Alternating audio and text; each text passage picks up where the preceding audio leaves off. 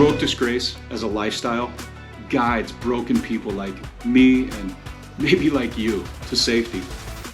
Join me and my buddy Clint as we host you going section by section through my book Heroic Disgrace over this next season. It's going to be great to hang together. Thanks for joining us.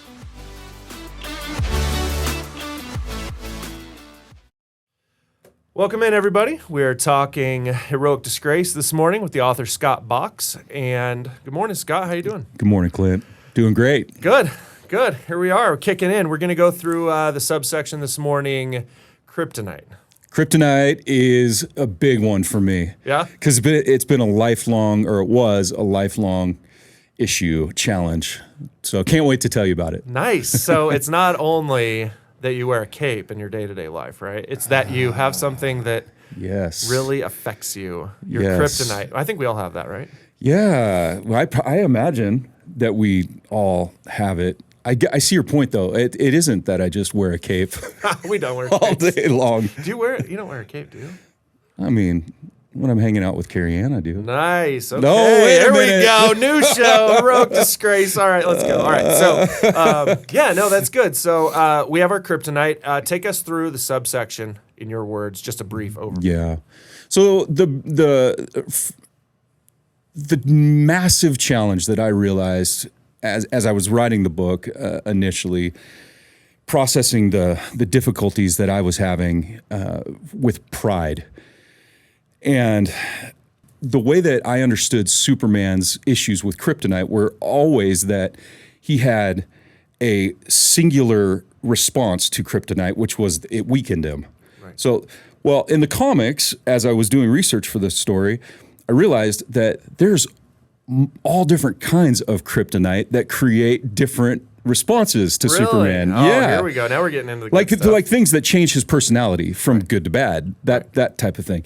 So that then triggered this idea that, oh man, I have lived my life with multiple responses to kryptonite. There's green kryptonite and then there's blue kryptonite, whatever that is. Right. So without getting too crazy in it, I did go, what was my original kryptonite?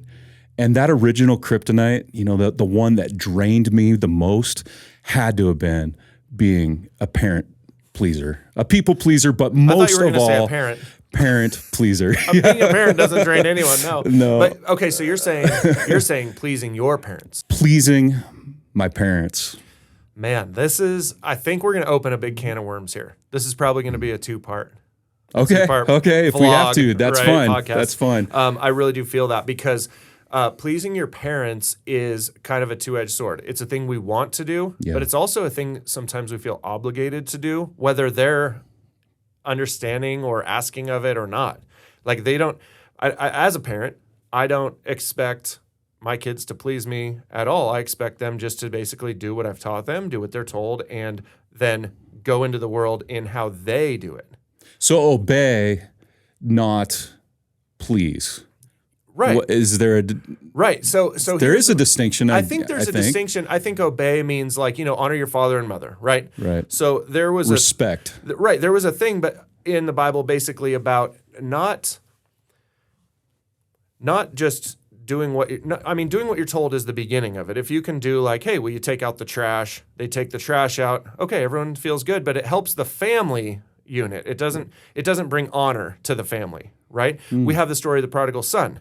He leaves prematurely, takes his inheritance, and that probably did not look good on the father in the region, right? All of the father's friends were like, so what happened? You gave him his inheritance and he bailed on you? Or he was 25? And now he's dishonored you. Right. So that's honor your father and your mother. I think obviously that is one of the 10 commandments, and that has a promise tied to it, that your days will be long on this earth. Okay, so now, as a kid, growing up in a Christian home, we were told this, and sometimes that was lorded over us in a way. Hey, you're going to live long if you do what I say. But what we want to break down is not just the doing what I say, but handling situations in a way that bring honor to your dad. As men, we talk this a lot. Right. And your mom, obviously. You don't want to, go on your first date and treat a woman wrong, your girlfriend wrong, or this girl you're dating wrong, because that would come back to your mom. Oh, you hear about it, right?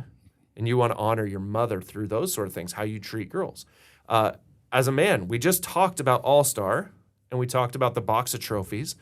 You want to honor your dad by hitting that game-winning home run. Absolutely. So he can brag on his son to all his coworkers or whatever, right? Yeah. So how Yeah. does parent-pleasing come back to kryptonite? Yeah. I would say that became the specific connection is that it wasn't a big deal, say, until I was maybe even until Carrie Ann and I were married. Nice. Okay. So it's not getting myself through high school, honor my parents, do what you're told, don't get in trouble. Yeah, in college I wasn't married. I was still living at home in the summers, and honor your parents. Right. That Right. stuff. But then I got married, and there was something that, and it didn't hit me for a long time, but 3, 4, 5 years in, and now looking back, I was not like connected at the hip to my parents, but there was so much weight in what my parents still said, Right. and I gave them probably way too much of my heart still. I should have given that to Carrie Ann. Right. Okay. But This if is that good. makes any sense. No, this is huge because we're supposed to, I think the word is cleave, right? You're supposed to basically be leave. severed from your parents and cleave to your wife when you're married. Interesting. So you quit being part of the family unit and you start your own family unit. But we really do need to break down. Yeah, you're not part of what your mom and dad think or want all of a sudden. You're part of what you're building as you then Correct. become mom and dad. Correct. And that's where every married couple goes through challenging aspects of taking this family and this family Right. and bringing them into a new family. And now that I think about it, in regards to the kryptonite and the struggles that I had with my own pride, who I was allowing to speak into my life. There you go. Carrie Ann wasn't given as much of a platform as my parents, Right. even after we were married. Which is dangerous. That's my point. Oh, it was massively dangerous. Do you have a scenario or a situation you can share with us about that? Well, I can tell you plenty of. It can be edited. It's okay. An edited version. No, I can tell you. You're going to have to do some work on this one, so I'll just tell this, and then you can break it down. See how it fits. But so there was a time when the original Xbox came out. There we go. And there was this game. It was it was the killer app, is what they were calling it. It's a game called Halo. Oh, there we and go. Halo was this thing. And I remember driving from Seattle to Portland and just thinking I was just processing mentally while, it's quiet, it's dark, and I'm going to buy this thing. Can't wait to get it. I'm New game going to release, buy it. like We don't games have the drop, money. That's the best, right? Oh, totally. We don't have the money. Right. It doesn't matter. I'm doing this. I want this game because I want it. Yeah. And I don't care what she thinks. Nice. And Nice. this Thank you for doesn't- being honest. I love hearing this. I will connect this up. Don't worry. Okay. Well, this didn't really have much to do with parent pleasing necessarily at that point, but it did have everything to do with not Carrie Ann pleasing. Okay. So, if Let's you will, do it, I yeah. hadn't made that transition, and so the story does go to the point where I'm shooting darts with a friend up in an extra bedroom, and he's like, "Dude, go buy the Xbox. Right. What do you do? What are you letting her control you for?" This And guy's not married, right? no, At the time. he was, and so Oh, no, and good. he's a great friend, and he's got a great marriage, but But at this point, he probably wasn't giving you the best. no, advice. at this point we were both young and dumb. So perfect. Yep. and so anyway, I walk downstairs and I tell Carrie Ann, it's 9 o'clock at night. Fred Meyer's open. Anyway, I go and You're I all buy fired myself an up. Xbox, like, and she let's doesn't go. talk to me for literally a week. So she was against it. Very much so. Okay, She said, if you buy that thing, don't come home. Whoa. I love this. Okay, so newly married. How long have you been married at that point? 2 years. Okay. If that. Yeah. Yeah. And so 2 years in, you're kind of going through that. Oh man, this is real now. I'm married. I have to still maintain me. Yeah. Meanwhile, I have to please this other human being that I live with. By the way, that's not as easy as people might think.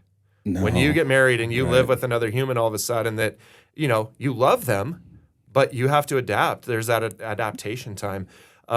Okay, this is awesome. So then you go out and you get it. It takes a week before she talks to you again. Now, I know you're a gamer now. So I want to tie this into your parents. How did your dad respond to your gaming when you were growing up? Man, good. I knew you could do it. See, I knew you could do it. Here. I'm not just here for my beer. Come on. It is a nice beer. Thank you. No, It'll get better. Don't so worry. Dad bought me my first video game. Nintendo. And it wasn't. So Nintendo's rival Sega at the time had Genesis, no, it was What? the Master I'm leaving. System. It was the Master System. Okay. So You are older than me. This was slightly. So Yeah. yeah, so Sega was, and it wasn't cheaper. It was just the competition. Master System. And Wow. it was awesome. Dad bought it. It came with 2 games, a motorcycle game and a little space And you were shoot 'em up geeking game. out. You play the game a lot. Like, Yep. how was the reaction to that? Well, and the thing was, Dad understood that it was he thought it would be a passing fad. course, Dad yes. thought it was just a passing fad. He didn't realize that thing would follow me through high school. Yes. That wasn't just something that I got when I was 11 or 12 years old. It stayed with me until I was 20. Not just that game system, but gaming in general, Gaming in general. which is still to this day part of your life. Oh, yeah, and the story stuff, some of those original. It does okay. Anyway, We could to talk answer gaming, your but right. yeah, To answer your question, Dad didn't realize the grip that would have on me and kind of the drug effect, which then I carried into my marriage with Carrie Ann when I was like, to hell with this, I want this now, and it was obviously not a good move. Right. It was. Now, there could have been better communication here, obviously. There could have been something that was worked out. Now, this is going down a whole different episode, I'm sure is in the book. Heroic Disgrace is probably full of things like this, but we don't want to get too much into marriage talk. But I do want to say, did you game while you were dating? Did Carrie Ann know you were into gaming? Or was this something you did after you dropped her off and you went home and you were gaming and you kind of hid it like a dark secret or something? And then all of a sudden, hey, we're married and hey, I like gaming. Maybe you've been gaming after she goes to sleep at night. And all of a sudden you want to go get Xbox and she's like, So what? here's how that happened. It's happened the exact same way it did with, and this, I'm just outing myself on this, but with Legos. Okay. So I had an amazing experience growing up with Legos. Right. And then I was playing baseball for years. I had to give up the toys. Yeah, of course. And I did it. It just happened. I just gave up Legos and I gave up video games. Right. And then it wasn't until, I'm 22, 23, 24. I was probably 24 to 25 at this point in time. Yeah. And I'm like, I want to play again. Right. I want to get back to the adventure, and you're at home, and it's safe, and yeah. Okay, so I know that we're gonna wrap up this episode right now. Okay, I know we're gonna wrap it up. Okay, we have not gotten completely barely into Kryptonite. scratched. We scratched. That's why I said you scratched the surface here. surface. But I do want to know, your final thought on Kryptonite and parent pleasing. I want to tie that in real quick. What do you have on how we can end this episode? You bet. Jump into more on the next episode, by the way, of this same topic. You bet. Parent pleasing. Gaming even, because this is good. This is just a good example of something that I think is like a Christian thing that is okay. I think gaming is absolutely okay. There are some games, obviously, you don't play around your kids, but as grown men, that's between you and God. I do feel that there's kryptonite in this whole situation, and we'll go through it next episode. But what's your final thought on this? Thanks. Yes. So I believe all of us have a kryptonite of some sort. I think it's incredibly healthy as we each review our own stories, our own lives, that we identify what that kryptonite is. Absolutely. And most of the time, it's more than one thing. So we've gone on the parent pleasing side of things and kind of weaved around, but identifying that thing is important, and in particular because I believe that telling our story gives meaning to the pain that we're struggling with right now. And not only does it give meaning to the pain, but it helps us make sense of our life and our purpose. So this is why identifying kryptonite, it's a big issue. Identifying kryptonite in your is life, giant. Absolutely. That's my final thought. Okay, I love it. Well, there you go. So Heroic Disgrace, we're breaking it down. You can connect with us at heroicdisgrace.com, at worshiphero.com, and also Heroic Disgrace is available on Amazon. So check us out there, and we'll catch you in episode 2 of Kryptonite.